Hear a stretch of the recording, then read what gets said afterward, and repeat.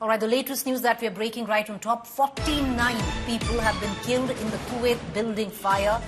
The death toll has mounted. Many Indians have been killed in the blaze. Prime Minister Modi is holding a high-level meet, condoles the death. MOS MEA KV Singh to head to Kuwait. Kuwait Indian envoy has already met the injured victims.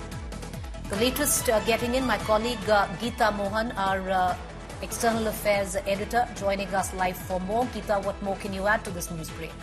Well, it is a very unfortunate one, and one where, Preeti, we've never seen this kind of an accident in the recent past, where so many Indians have lost lives and so many others injured. Like you rightly pointed out, the new Minister of State for External Affairs is headed to Kuwait.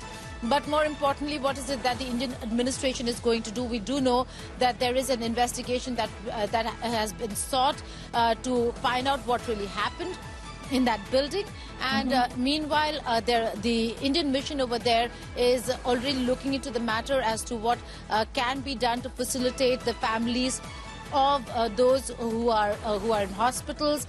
They surely would be needing their loved ones. If they need to be sent back, how can they send them back?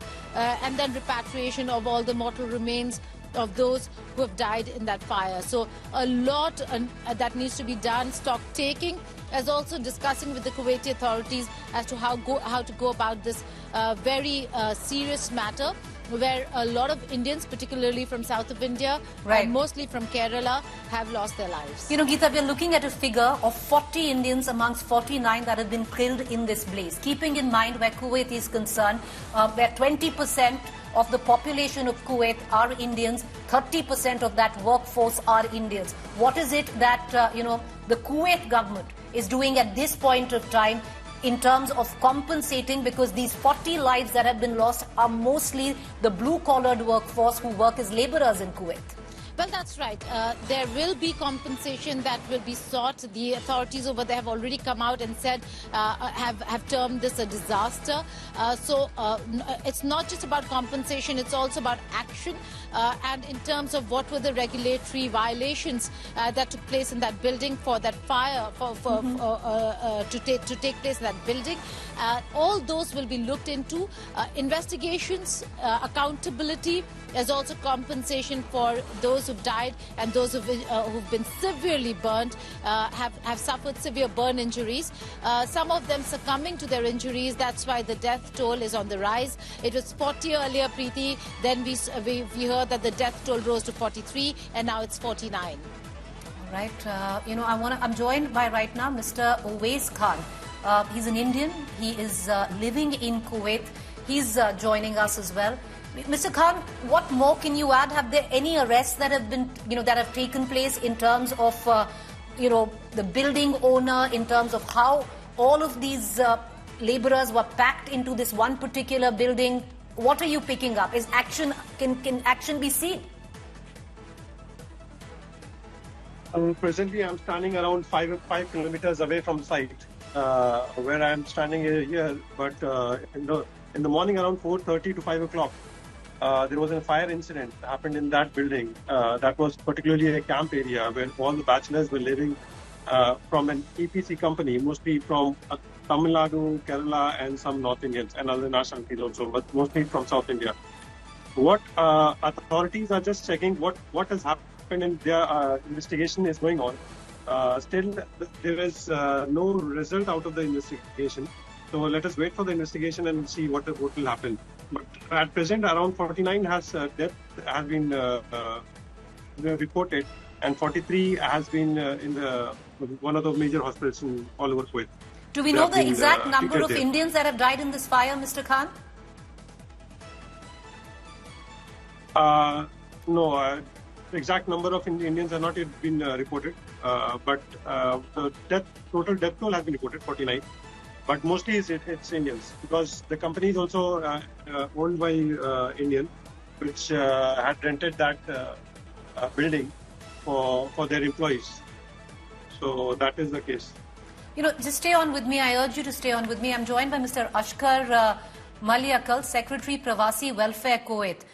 Mr. Ashraf, Ashkar, the question I want to ask you is there a helpline of sorts? Because there will be a lot of families back home in India that would be extremely worried. How is it that the Indian embassy in Kuwait is communicating to the loved ones? Have they been identified, the ones that have actually died in this fire? Is there a helpline that we can give out? Yeah. Indian embassy has started a helpline support for all the victims. So they are updating regularly and they are in a contact with the embassy authorities. All right. The number that I seem to have right now, and I've just got it, of the helpline is +65 655 05246. So is this the number? And we'll put the number down, viewers, as well. 965 655 05246. That anyone can call to get any indication or communication in terms of their loved ones who they can't really reach right now and they feel that they've been trapped in this blaze. Yeah. One second. Hold on. Give me the number. Okay. We'll just come back. No. Yeah. Yes. This is the number. 00965. That is a Kuwait number. 6550 5246.